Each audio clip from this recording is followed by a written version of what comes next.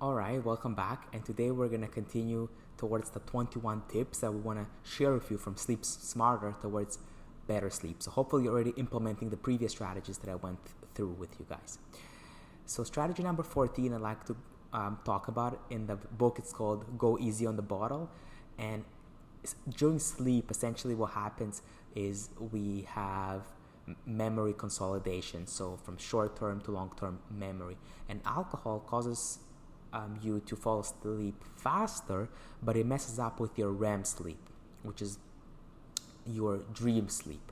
And memory processing occurs in that stage, so you end up getting a hangover, not remembering what happened the previous night, because your memory consolidation is worse when you're drunk. And research from University of Missouri showed that sleep messes up with homeostasis, and it takes longer to clear all that excess adenosine. So essentially what happens is it messes up with your homeostasis. And so when you drink, it messes up with your homeostasis, and it takes you longer to clear up all that excess adenosine. Because when you drink, you're actually making more of it. And alcohol dependence causes a disruption in adenosine signaling and causes higher levels of adenosine, which makes you even sleepier, and you fall asleep faster. But it causes sleep that's below normal REM sleep, and so that leads to a REM rebound effect later to compensate, which reduces sleep quality. So your REM initially is low, but then it goes higher to compensate. And that gives you crappy sleep. So although you have more adenosine, which makes you fall asleep faster, the quality of sleep goes down. And research at Washington University showed the higher risk of Alzheimer's due to sleep deprivation. So even though alcohol makes you fall asleep faster, you're not getting the good quality sleep when you drink alcohol. And research at the Journal of Alcohol, Clinical and Experimental Research showed it's even worse for women, with them waking up more in the night, staying awake longer, and sleeping less overall. So drinking alcohol before bed increases your need to urinate, reduces muscle tone in the upper airway, and can even make sleep apnea symptoms worse, making it more difficult to breathe, because there's less muscle tone in the upper airway. Which is definitely not good for weight loss, and reduces driving performance. So it's also great. Don't drink and drive. When you drink, it reduces your awareness of the environment, makes it difficult for you to keep your eyelids open, and increases your risk for crashes, as reported by the National Highway Traffic Safety Administration. So definitely not safe. And it's very common that drivers are sleepy behind the wheel, and some even fall asleep, which is so dangerous, and can even be fatal, as shown by the National Sleep Foundation poll. And AAA Foundation for Traffic Safety showed that drowsy driving is responsible for a sixth of all accidents. And Tori and Kelly from Mythbusters actually did a driving simulation experiment where they were simulating city and highway driving, and they consumed enough alcohol to fall just under the limit of 0.07, and then stayed awake for 30 hours. And guess what? Sleep deprivation caused Tori to drive 10 times worse, and Carrie to drive 3 times more erratically on that driving simulation. So make sure to finish the last drink around 3 hours before bed. Avoid driving for long distances at night, and take breaks during the night if you drive every 2 hours, and pull over if you feel sleepy, because it's definitely unsafe to drive on the road. And also drink water to flush metabolic waste products of alcohol. Since alcohol causes you to become dehydrated, you definitely want to drink water to help you. And so it's good to drink like an 8-ounce glass of water with each alcohol drink you consume. So have a pitcher of water beside you, and don't drink too close to bed. Make at least 3 hours, and with every glass of alcohol, drink an 8-ounce glass of water as well, to help you prevent dehydration and to flush the metabolic waste products of alcohol. Okay, so let's see here. So I'd like to give you guys some more tips here. Let's see here. So now I'd like to talk about sleep position. So that's the 15th strategy. So sleeping position matters, and you want to maintain the integrity of your spine, because if your spine is compromised, there's actually a break of information going to the rest of the body, and people tend to gravitate towards a certain position, including the back, stomach, or sides. So you want to choose the position you prefer, and you definitely want to do the right things in that position to maintain the spine integrity. So if you sleep on the back, the best position, which is best position for the spine, less acid reflux in that position, good for digestion, and good for skin breathability, so you get less wrinkles in that position as opposed to side sleeping.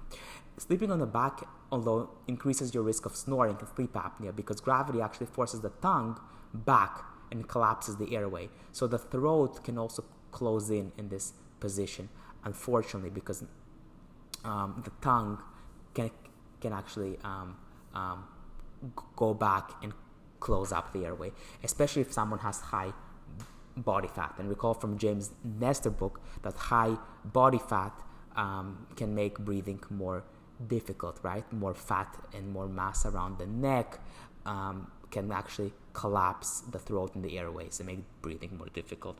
So that's a downside of sleeping on the back. It makes snoring and sleep apnea increases the risk of those. But here are some things that are recommended to prevent bad things from happening.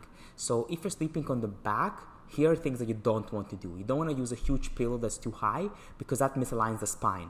So you want to use a lower pillow to get better blood flow to the brain. You don't want to make the pillow too high, right? You also don't want to sleep on you don't want to sleep on a too firm or too sunken mattress. So you want the mattress to be just about right.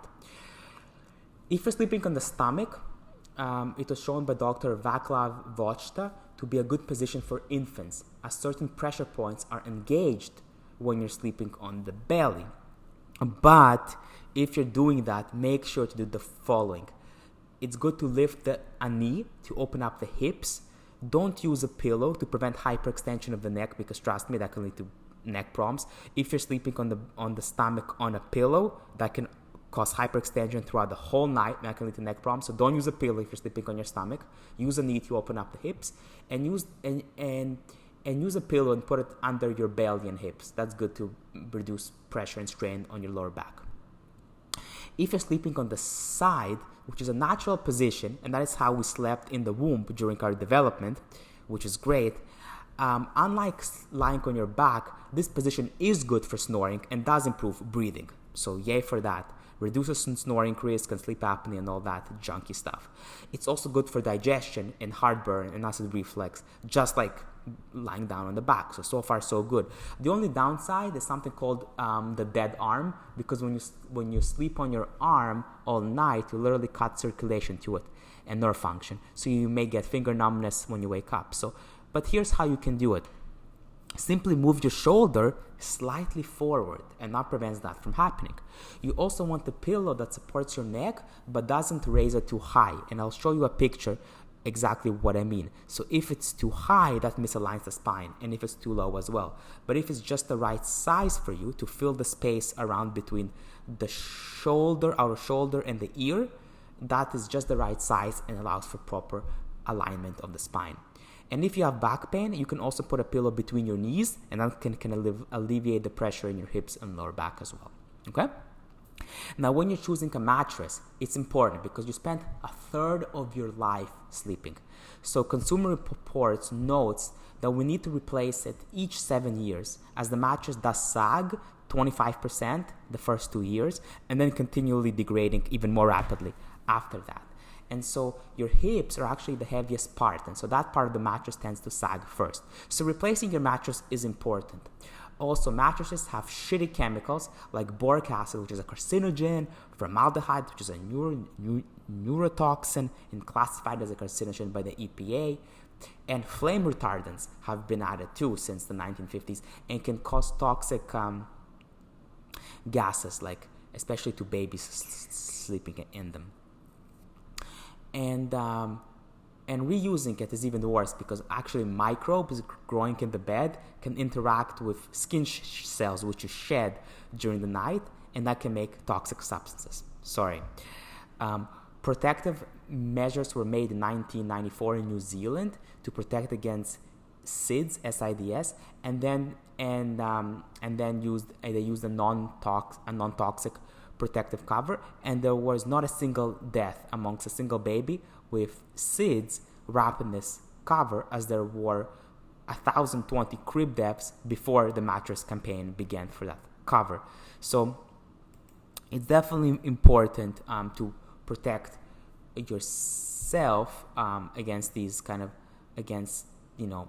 toxins in the mattress, right? So you definitely want to not get something used and to replace it, because of course these old mattresses can have organisms there, and that's why this cover in New Zealand prevented infants from dying. It's especially harmful to infants, and these things like chemicals and flame retardants are all garbage, and so you definitely want to avoid them.